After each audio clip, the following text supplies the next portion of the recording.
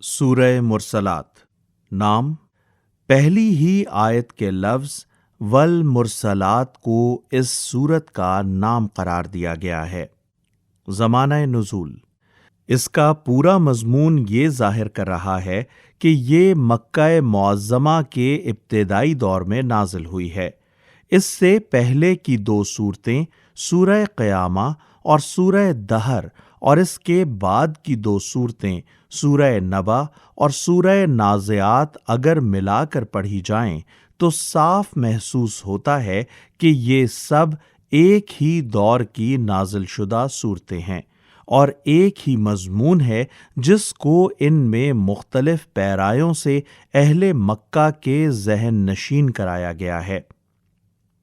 موضوع اور مضمون، اس کا موضوع قیامت اور آخرت کا اثبات اور ان نتائج سے لوگوں کو خبردار کرنا ہے جو ان حقائق کے انکار اور اقرار سے آخر کار برآمد ہوں گے۔ پہلی 7 آیات میں ہواؤں کے انتظام کو اس حقیقت پر گواہ قرار دیا گیا ہے کہ قرآن اور محمد صلی اللہ علیہ وآلہ وسلم جس قیامت کے آنے کی خبر دے رہے ہیں وہ ضرور واقع ہو کر رہے گی۔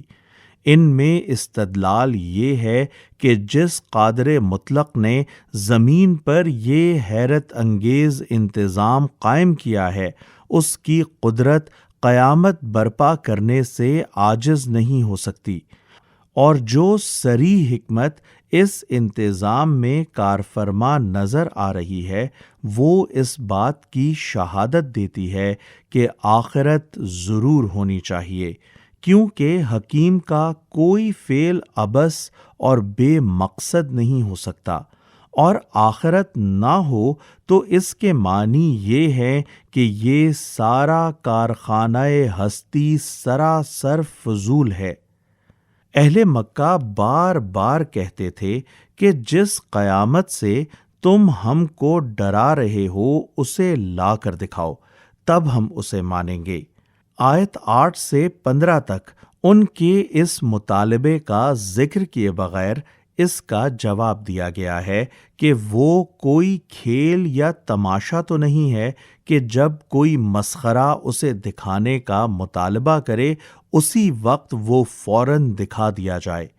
وہ تو تمام نوع انسانی اور اس کے تمام افراد کے مقدمے کے فیصلے کا دن ہے۔ اس کے لیے اللہ تعالیٰ نے ایک خاص وقت مقرر کر رکھا ہے، اسی وقت پر وہ آئے گا، اور جب آئے گا تو ایسی ہولناک شکل میں آئے گا کہ آج جو لوگ مذاق کے طور پر اس کا مطالبہ کر رہے ہیں اس وقت ان کے حواس باختہ ہو جائیں گے۔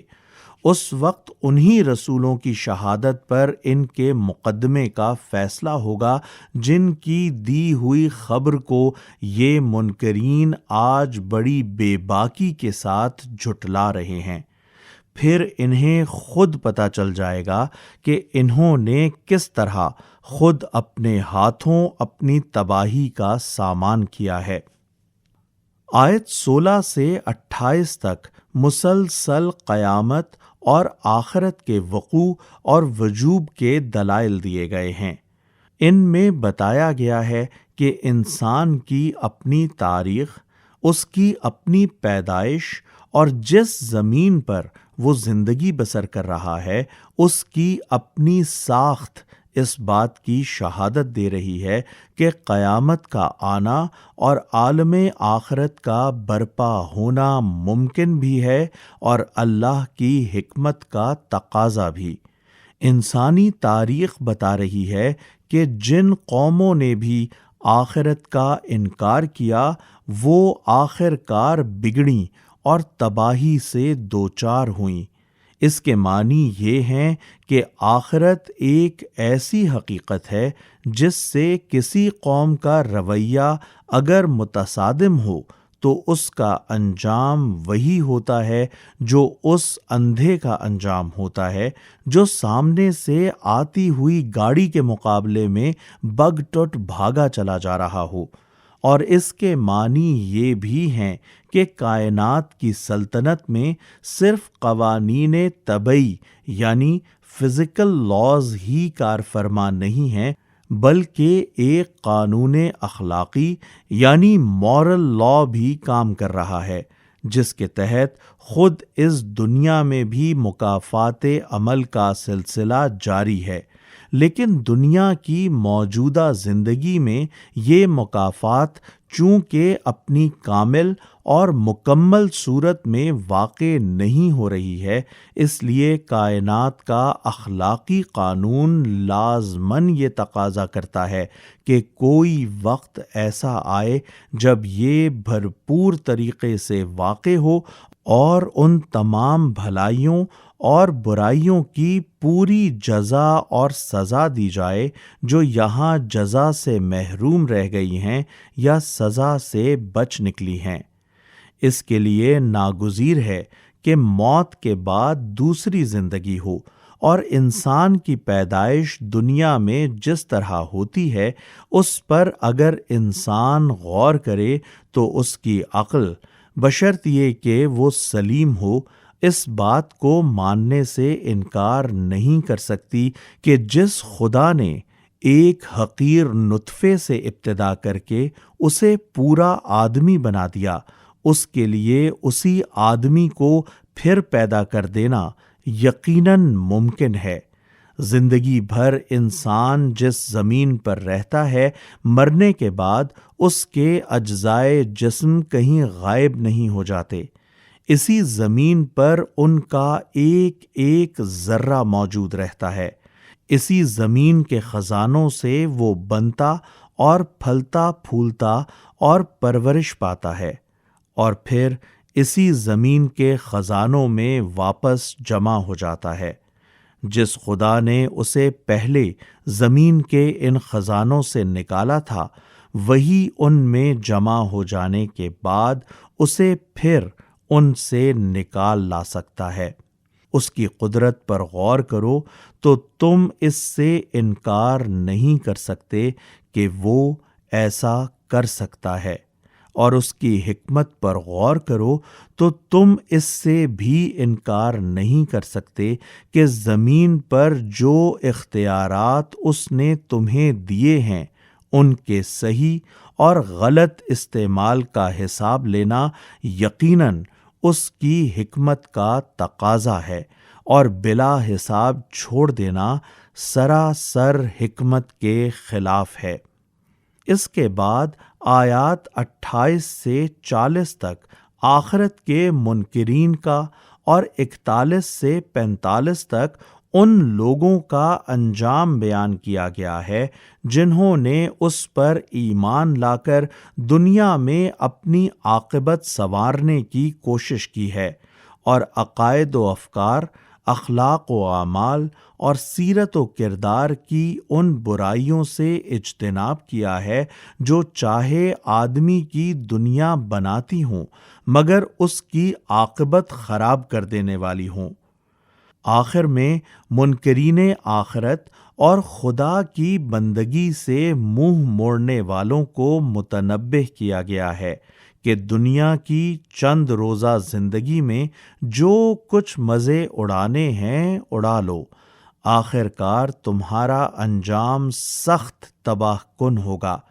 اور بات اس پر ختم کی گئی ہے کہ اس قرآن سے بھی جو شخص ہدایت نہ پائے اسے پھر دنیا میں کوئی چیز ہدایت نہیں دے سکتی۔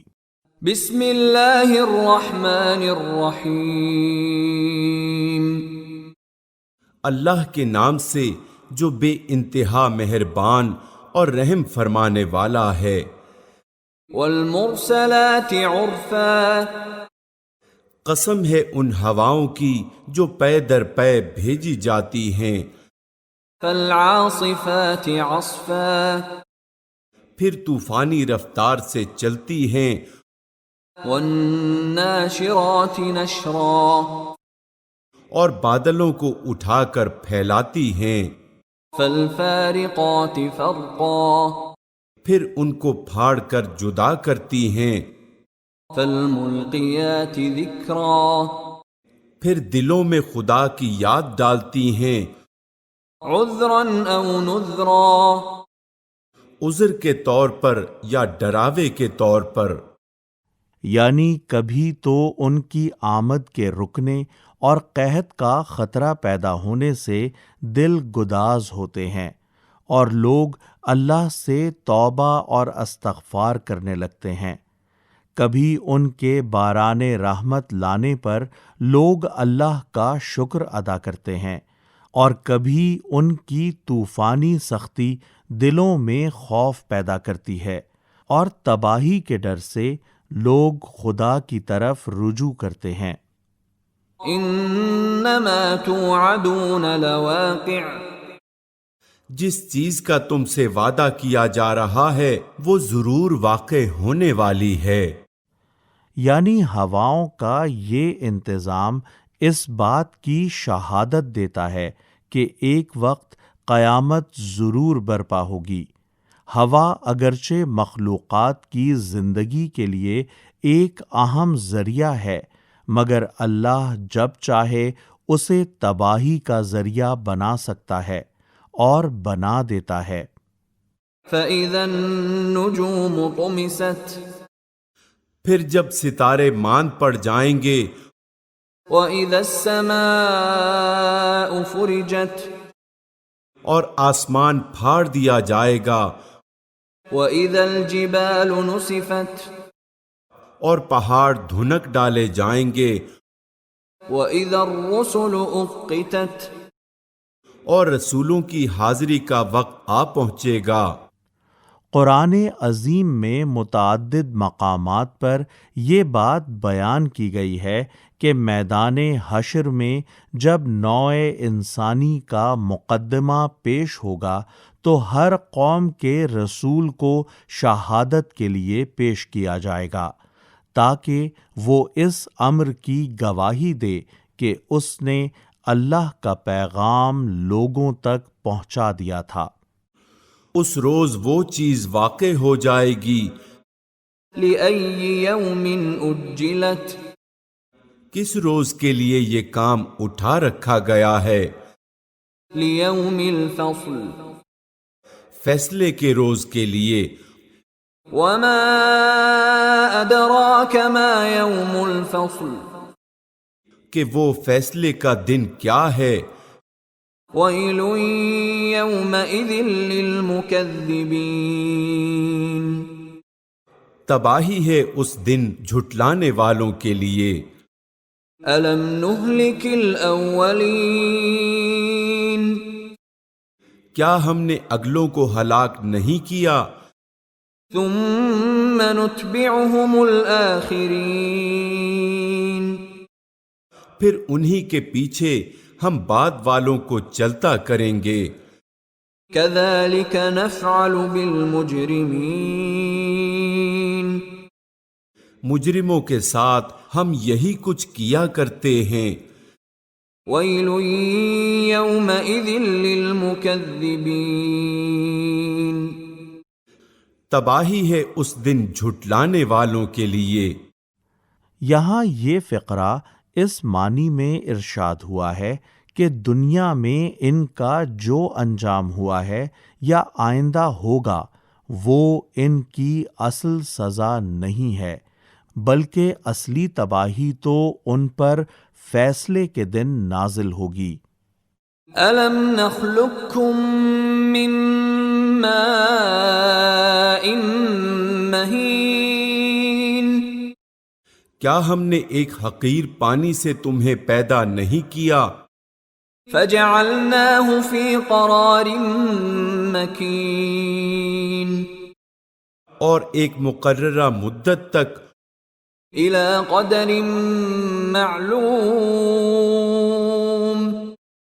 اسے ایک محفوظ جگہ ٹھہرائے رکھا۔ فَقَدَرْنَا فَنِعْمَ الْقَادِرُونَ،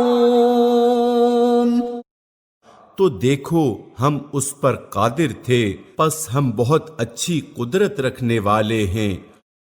وَيْلٌ يَوْمَئِذٍ لِّلْمُكَذِّبِينَ، تباہی ہے اس روز جھٹلانے والوں کے لیے۔ یعنی حیات بعد موت کے امکان کی یہ صریح دلیل سامنے موجود ہوتے ہوئے بھی جو لوگ آج اس کو جھٹلا رہے ہیں وہ اس دن تباہی سے دوچار ہوں گے۔ أَلَمْ نَجْعَلِ الْأَرْضَ كِفَاتًا کیا ہم نے زمین کو سمیٹ کر رکھنے والی نہیں بنایا؟ أَحْيَاءً وَأَمْوَاتًا زندوں کے لیے بھی اور مردوں کے لیے بھی۔ وَجَعَلْنَا فِيهَا رَوَاسِيَ شَامِخَاتٍ وَأَسْقَيْنَاكُم مَّاءً فُرَاتًا اور اس میں بلند و بالا پہاڑ جمائے اور تمہیں میٹھا پانی پلایا۔ وَيْلٌ يَوْمَئِذٍ لِّلْمُكَذِّبِينَ تباہی ہے اس روز جھٹلانے والوں کے لیے۔ یعنی جو لوگ خدا کی قدرت اور حکمت کے یہ کرشمے دیکھ کر بھی آخرت کے ممکن اور معقول ہونے کا انکار کر رہے ہیں وہ اپنی اس خام خیالی میں مگن رہنا چاہتے ہیں تو رہیں۔ جس روز یہ سب کچھ ان کی توقعات کے خلاف پیش آ جائے گا اس روز ان کو پتہ چلے گا کہ انہوں نے یہ حماقت کر کے خود اپنے لیے تباہی مول لی ہے۔ انطلقوا إلى ما كنتم به تكذبون چلو اب اسی چیز کی طرف۔ آخرت کے دلائل دینے کے بعد اب یہ بتایا جا رہا ہے کہ جب وہ واقع ہو جائے گی تو وہاں ان منکرین کا کیا حشر ہوگا جسے تم جھٹلایا کرتے تھے۔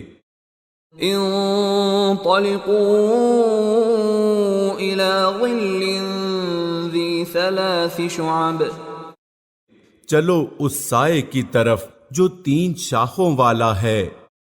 سائے سے مراد دھوئیں کا سایہ ہے اور 3 شاخوں کا مطلب یہ ہے کہ جب کوئی بہت بڑا دھواں اٹھتا ہے تو اوپر جا کر وہ کئی شاخوں میں تقسیم ہو جاتا ہے۔